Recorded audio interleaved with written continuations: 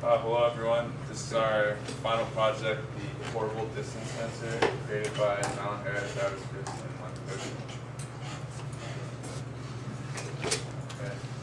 So the requirements for our design was that the embedded system will interface the IR sensor using the PMOD AD1. An SPI core will be used to input the IR sensor data. The resulting distance in centimeters will be displayed on the PMOD CLP. And another SPI core will be used to output a buzzer tone through the PMOD DA2 to the buzzer to be heard by the user in the car. And here's our system block diagram. We decided to use a battery pack, 3 AA batteries, to power our distance sensor. We had it coming in through the ADC through a SPI core.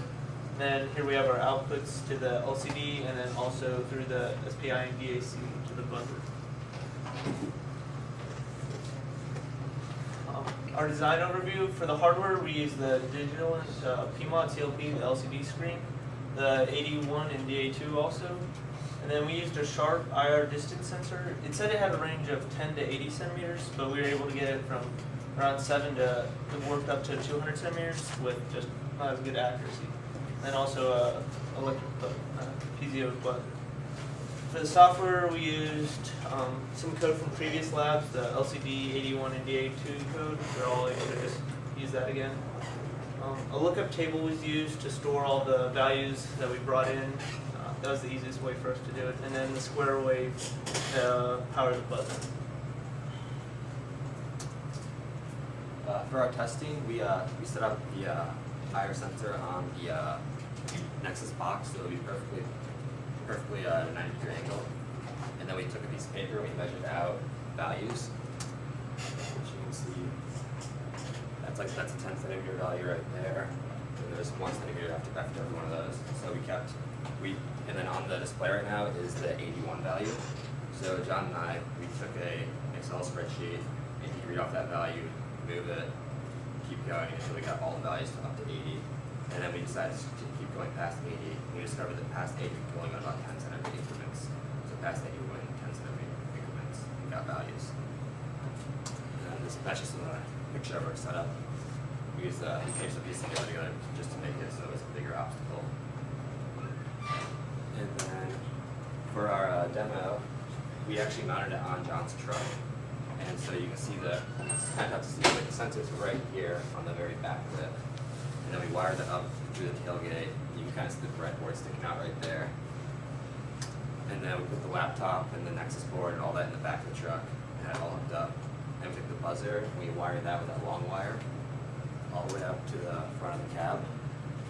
So all the way up there. And then we put that right behind John's headrest so you can hear the sound beeping.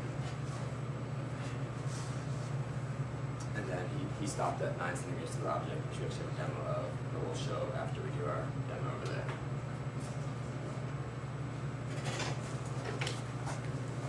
So the idea is just gather around their bench. Off displaying like probably the farthest to the object that it can possibly get, and then as you put an object within range. Oh wait, that would be way better. Okay, now that it's powered, it'll tell you exactly how far away it is, and as you move it closer, you can see that it decrements on the LCD, and if you can hear the tone, which is right over here, the tone changes as you get closer to the object until you get within 10 centimeters, and it tells you to stop.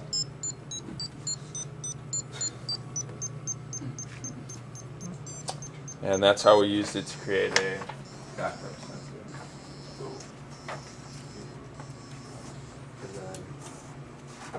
I'll show the video on the laptop. That's cool. Quicker. And then we hooked up to John's truck and had him in the truck, back up to it, and put a piece of board right there behind the truck. So because we didn't want to do it against the wall, so he didn't crash.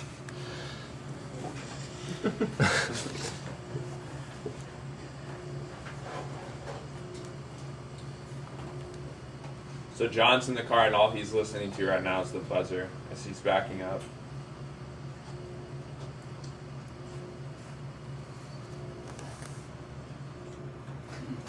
So yeah, And that's our project. that's our right there. You project. hear the buzzer then? Yeah, Yeah. because we had the Actually, buzzer I'm going pulling those out. from the back all the Yeah. way to the front. No.